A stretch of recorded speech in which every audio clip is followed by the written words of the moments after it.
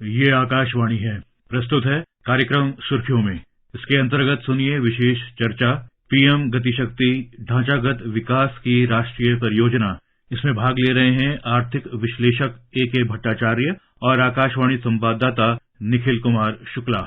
केंद्र सरकार पीएम गतिशक्ति योजना से देश की अर्थव्यवस्था को गति देने के लिए लगातार प्रयासरत है। हमारे साथ जुड़े हुए हैं ए.के. भट्टाचार्य जी, जो कि वरिष्ठ विशेषज्ञ हैं। उनसे बात करते हैं। भट्टाचार्य जी, आपका बहुत बहुत स्वागत है।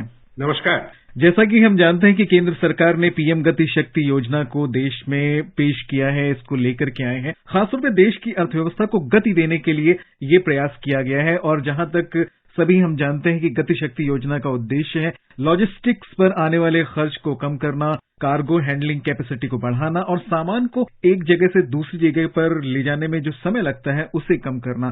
तेजी से विकसित होती हुई अर्थव्यवस्था है हमारी भट्टाचार्य जी, तो ऐसे में इस योजना का क्या महत्व है? देखिए, दो इसके प्रधान तात्पर्य मैं समझता हूँ। पहला तात्पर्य ये है कि इस वक्त जो हमारे देश में जो लॉजिस्टिक्स सिस्टम, जिससे कि जैसे आपने कहा कि एक जगह से दूसरे जगह सामान ले जाना या मैन्युफैक्चरिंग एक हब से अपने मार्केट में या कोस्टल टाउन में ले जाना, ये जो लॉजिस्टिक्स का जो एक कॉस्ट है वो हमारे देश में काफी ज्यादा है। हमारे देश में माना जाता है कि करीबन 15% हमारा जीडीपी का लॉजिस्टिक्स कॉस्ट में जाता है। और हमने ये देखा है कि जहां जिस अर्थनीतियों में ये लॉजिस्टिक्स कॉस्ट को कम कर दिया जाता है, उससे पहली बात तो यह है कि जो प्रतिस्पर्धा जो की बात करते हैं हम, उसमें वृद्धि होती है। और दूसरी बात जो है कि उसमें जो हमें कनेक्टिविटी का जो कॉस्ट कम हो जाने से जो इकोनॉमिक ग्रोथ, जो प्रोडक्टिविटी गेन्स जो होती हैं, वो काफी बढ़ जाती है। तो ये एक पहला बहुत बड़ा एक इम्पोर्टेंट चीज है। और दूसरी बात जो ये है कि गति शक्ति को ऊपर जोर देने से आपके देश में इंफ्रास्ट्रक्चर सेक्टर जो है उसमें काफी पुश मिलता है।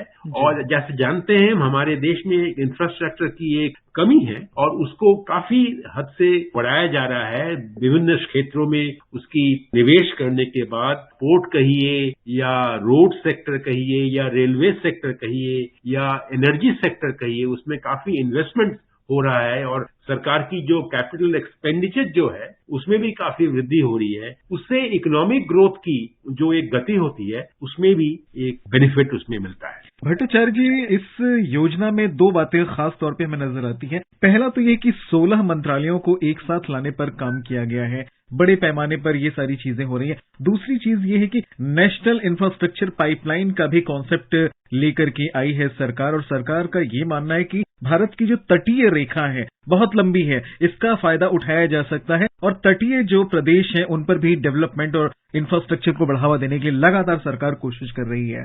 आपने सही कहा कि जो गति शक्ति जो है उसके साथ नेशनल इंफ्रास्ट्रक्चर पाइपलाइन, जिसका एक 211 लाख करोड़ रुपए की जो एक लागत लगा के 5 साल में इसकी इन्वेस्टमेंट की गई थी, उसमें करीबन 70 से 80% जो प्रोजेक्ट्स जो हैं वो गति शक्ति के अंडर ही आते हैं। जो उनका दायरा जो है रोड सेक्टर में होता है या पोर्ट सेक्टर में होता है, एविएशन सेक्टर में होता है, थोड़ा बहुत एनर्जी में भी आता है।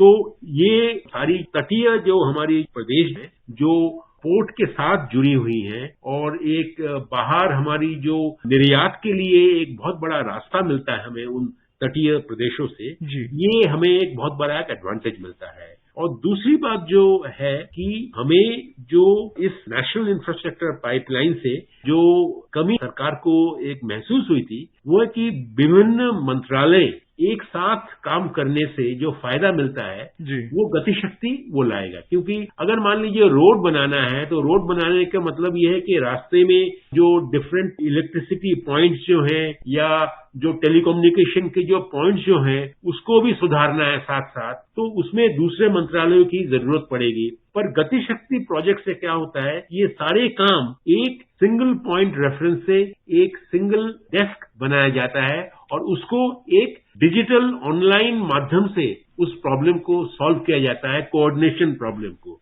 तो ये एक दूसरा एक बेनिफिट भी हमें मिलता है। भट्टाचार्य जी, हम ये भी देख रहे हैं कि सरकार लगातार ध्यान दे रही कि सड़क अवसंरचना को बेहतर बनाया जाए, रेल कनेक्टिविटी को बढ़ावा दिया जाए, हवाई अड्डों का लगातार विस्तार हो रहा है, नए नए यात्रा के लिए टर्मिनल्स बन रहे हैं, एयरपोर्ट्स बनाए जा रहे हैं बंदरगाहों को भी लगातार विकसित किया जा रहा है। मतलब कहने का कि एक छोटा सा व्यापारी भी यदि अपने सामान को कहीं पहुंचाना चाहता है, प्राइम मिनिस्टर जी का कॉन्सेप्ट यही है कि एक छोटा सा व्यापारी भी अपना सामान दूर दराज के इलाकों तक पहुंचा सके। मानते हैं कि ये चीज बहुत ही ज्यादा फायदेमंद होने वाली है आने वाले कुछ वर्षों में भारत के लिए।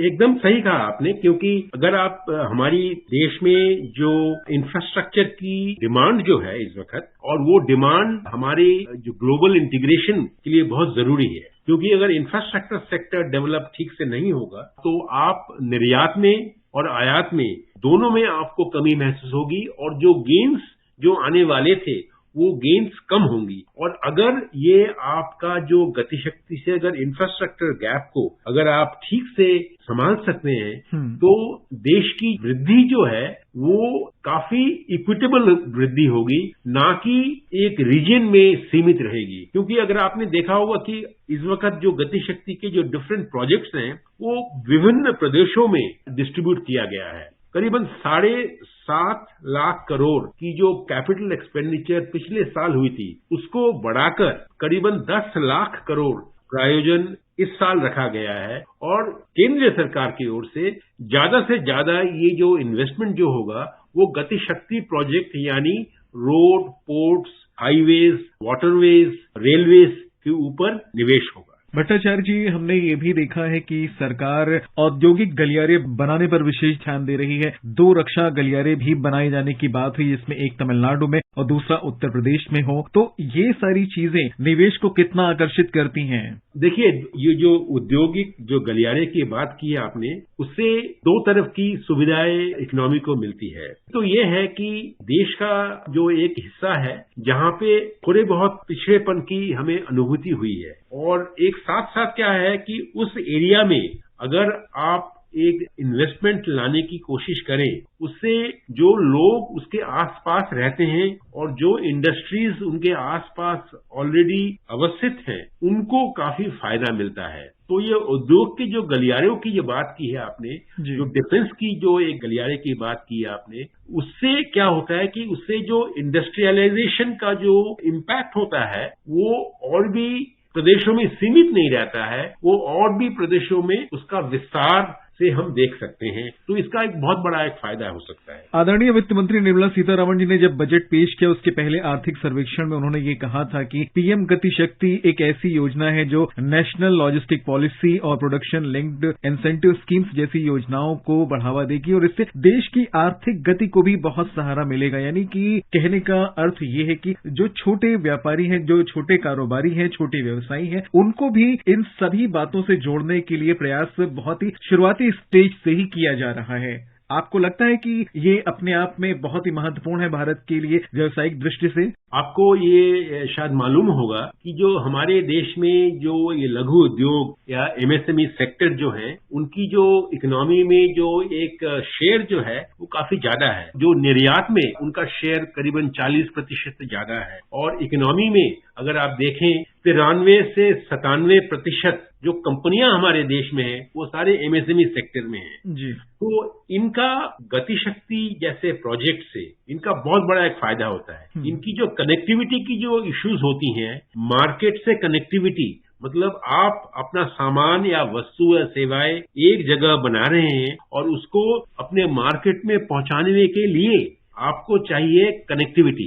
वो फिजिकल कनेक्टिविटी भी कह सकते हैं आप, डिजिटल कनेक्टिविटी भी कह सकते हैं। पर गतिशक्ति प्रोजेक्ट से आपकी ये कनेक्टिविटी को एक बहुत बड़ा एक पुश मिलता है, और मैं समझता हूं जो एमएसएमई सेक्टर जो हमारे देश के चारों ओर विस्तार से फैला हुआ है, उनको एक बहुत बड़ा एक फायदा मिलता है। यानी कि जो योजना शुरू की गई है इसके जरिए बुनियादी ढांचा क्षेत्र को बहुत ही मजबूती मिलने वाली, बहुत ही सशक्त होने वाला है, और खासतौर पे एनआईपी से उत्पादकता बढ़ाने और आर्थिक वृद्धि तथा विकास को गति देने में मदद हमें जरूर मिलेगी। भट्टाचार्य जी, हमसे जुड़ने के लिए, बात करने के लिए, चर्चा करने के लिए आपका बहुत बहुत धन्यवाद। नमस्कार। अभी आप सुन रहे थे विशेष चर्चा पीएम गतिशक्ति ढांचागत विकास की राष्ट्रीय परियोजना। इसमें भाग ले रहे थे आर्थिक विश्लेषक ए.के. भट्टाचार्य और आकाशवाणी संवाददाता निखिल कुमार शुक्ला।